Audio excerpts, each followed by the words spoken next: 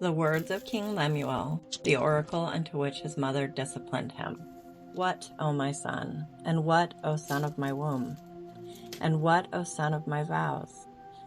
Do not give your excellence to women, or your ways to that which blots out kings. It is not for kings, O Lemuel. It is not for kings to drink wine, or for rulers to desire strong drink, lest he drink and forget what is decreed, and pervert the justice of all the afflicted. Give strong drink to him who is perishing, and wine to those whose soul is bitter. Let him drink and forget his poverty, and he will not remember his trouble any longer. Open your mouth for the mute, for the justice of those passing away. Open your mouth, judge righteously, and render justice to the afflicted and needy. An excellent wife who can find? For her worth is far above pearls. The heart of her husband trusts in her, and he will have no lack of gain. She deals bountifully with him for good and not evil all the days of her life. She searches for wool and flax, and works with her hands in delight. She is like merchant ships, she brings her food from afar. And she rises while it is still night, and gives food to her household, and a portion to her young women. She makes plans for a field and buys it. From the fruit of her hands she plants a vineyard. She girds herself with strength and makes her arms strong. She senses that her gain is good. Her lamp does not go out at night. She stretches out her hands to the distaff, and her hands hold fast the spindle. She extends her hand to the poor, and she stretches out her hands to the needy. She is not afraid of the snow for her household, for all her household are clothed with scarlet. She makes coverings for herself, her clothing is fine linen and purple. Her husband is known in the gates, when he sits with the elders of the land. She makes linen garments and sells them, and gives belts to the tradesmen. Strength and majesty are her clothing, and she smiles at the future. She opens her mouth in wisdom, and the instruction of loving kindness is on her tongue. She watches over the ways of her household, and does not eat the bread of idleness. Her children rise up and bless her. As for her husband, he also praises her, saying, Many daughters have done excellently, but you have gone above them all. Charm is deceitful and beauty is vain, but a woman who fears Yahweh, she shall be praised. Give to her from the fruit of her hands, and let her works praise her in the gates.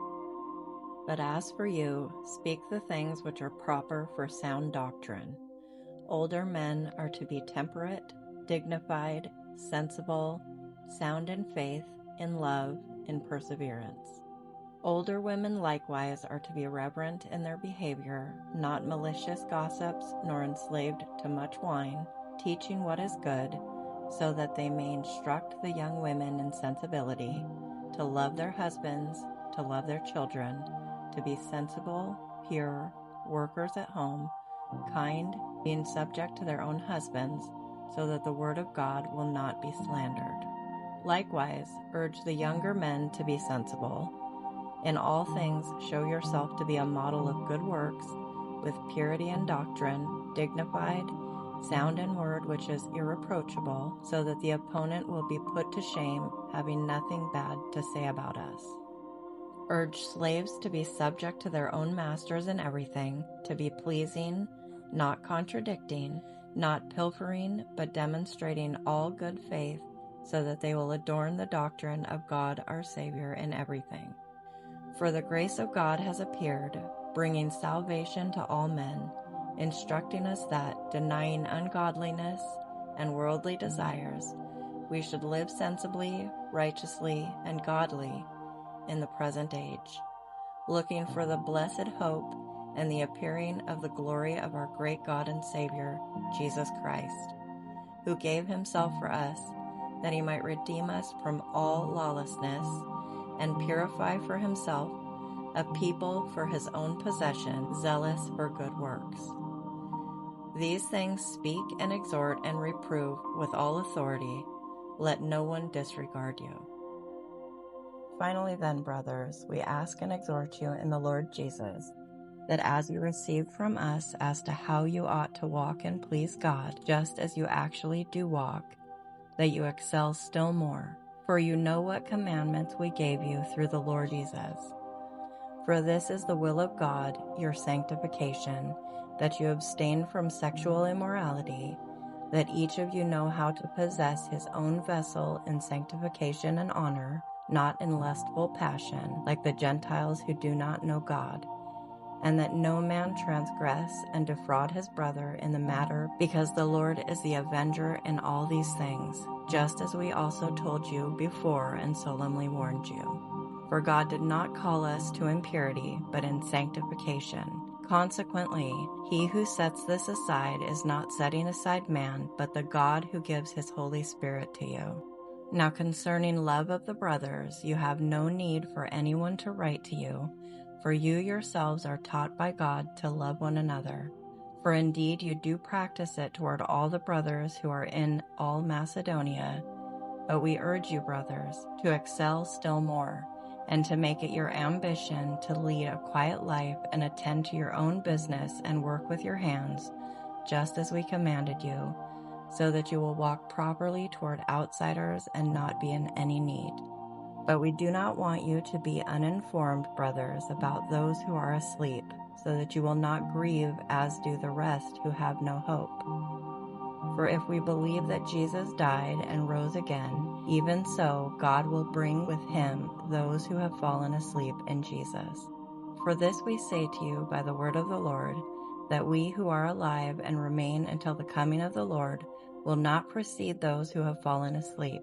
For the Lord himself will descend from heaven with a shout, with the voice of the archangel, and with the trumpet of God, and the dead in Christ will rise first. Then we who are alive and remain will be caught up together with them in the clouds to meet the Lord in the air, and so we shall always be with the Lord.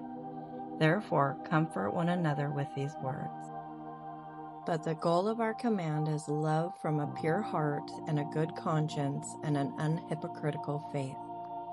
For some, straying from these things, have turned aside to fruitless discussion, wanting to be teachers of the law, even though they do not understand either what they are saying or the matters about which they make confident assertions.